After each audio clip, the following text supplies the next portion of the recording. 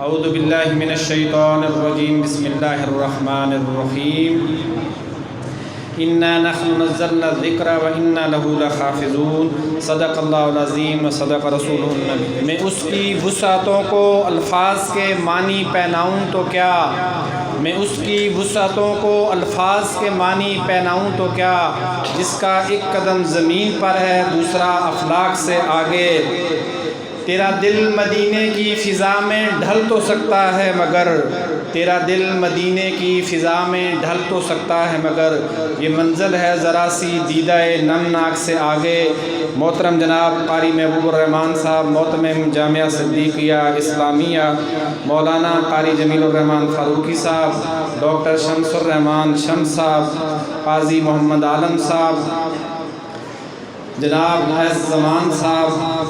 اور انتہائی معزز محترم بزرگوں، دوست اللہ وبرکاتہ۔ میں سب سے پہلے مبارکباد پیش کرتا ہوں حافظ صاحب جنہوں نے یہاں پہ قرآن مجید تراویح میں سنایا ہے، اور رمضان کا جو مہینہ ہے اس کا جو سب سے بڑا تحفہ ہے وہ قرآن مجید کی تلاوت کرنا اور اس کو جو ہے وہ سننا۔ حافظ صاحب نے سنایا، آپ نے سنا، آپ کو سننا مبارک ہو، ان کو سنانا مبارک ہو، اور یہ بہاریں یوں ہی قائم اور دائم رہیں۔ ہمارے جو حاضرین ہیں اس میں بزرگ بھی ہیں، بچے بھی ہیں، خواتین بھی ہیں، اور یہ بڑی کمال کی بات ہے اور مبارکباد کی بات ہے کہ آج بہت ساری بچیوں نے بھی یہاں پہ اسناد حاصل کی ہیں۔ میں یہ سمجھتا ہوں کہ جو اللہ رب العالمین کا کلام ہے، یہ حدیث ہیں کہ جو قرآن مجید اور علم کا اصول مرد اور عورت دونوں کے لیے ایک طرح ہے کہ وہ یہ علم جو ہے وہ حاصل کریں، اور خواتین کا علم حاصل کرنا زیادہ مقام، زیادہ مرتبہ رکھتا ہے، اس لیے کہ ایک خاتون اگر گھر میں علم حاصل کرتی ہے تو وہ پورے گھر کے اوپر اثر ڈالتی ہے، پورے معاشرے پہ، تمام عزیزوں اور رشتہ داروں پہ بنسبت جو ہے وہ مردوں کے۔ حضور نبی کریم صلی اللہ علیہ وآلہ وسلم جو ہے وہ جب پہلی وحی نازل ہوئی اور گھر تشریف لائے تو حضرت خدیجہ رضی اللہ تعالی عنہا نے ان کا حوصلہ بڑھایا، ان کو ہمت ان کی بڑھائی، اور وہ پریشان تھے اور کہا کہ آپ غریبوں کی مدد کرتے ہیں، آپ محتاجوں کی جو ہے وہ خدمت کرتے ہیں، تو اللہ تعالیٰ کبھی بھی جو ہے رضی اللہ تعالیٰ عنہ علم کے اصول کے لیے بے شمار ہزاروں جو ہے حدیث ہم تک پہنچی ہیں، اس کا ذریعہ حضرت عائشہ صدیقہ رضی اللہ تعالیٰ عنہ ہیں، اور پھر آپ کی پیاری بیٹی حضرت فاطمہ رضی اللہ تعالیٰ عنہا جو خواتین جنت کی جو ہے وہ سردار ہیں۔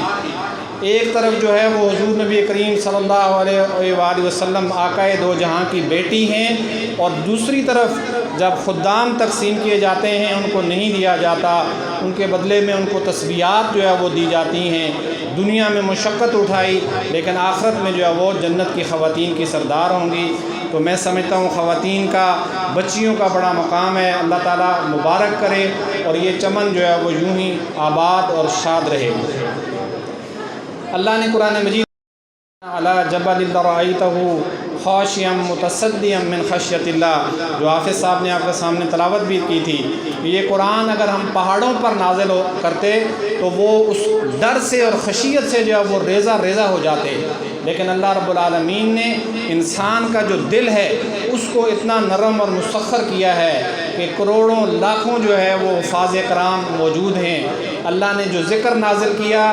پہلے دن سے لے کر آج تک اس میں کوئی تعریف نہیں۔ زبور تبدیل ہو گئی، انجیل تبدیل ہو گئی،